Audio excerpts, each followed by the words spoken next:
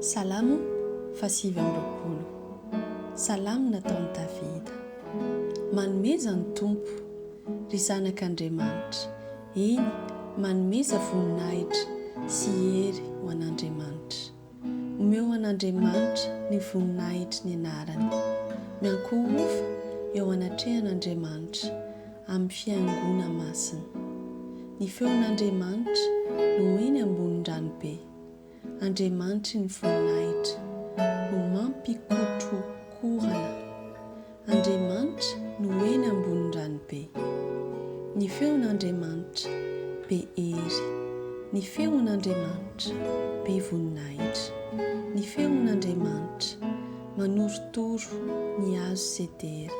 Eny, Andriamanitra manorotoro ny hazo sedera any Libanona. Dia mampitsambikina azy tahaka ny zanak'omby izy. Libanona sy Siriona dia tahaka ny zanaky ny omby manga. Ny feon'Andriamanitra mampisaraka ny lelafo. Ny feon'Andriamanitra mampiorohoro ny efitra. Andriamanitra mampiorohoro ny efitra kadesy.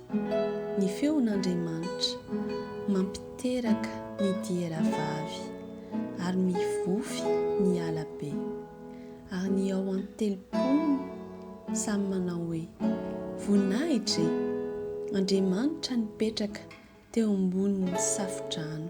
Eny, Andriamanitra mipetraka ho mpanjaka mandrakizay. Andriamanitra hanome hery ny olony.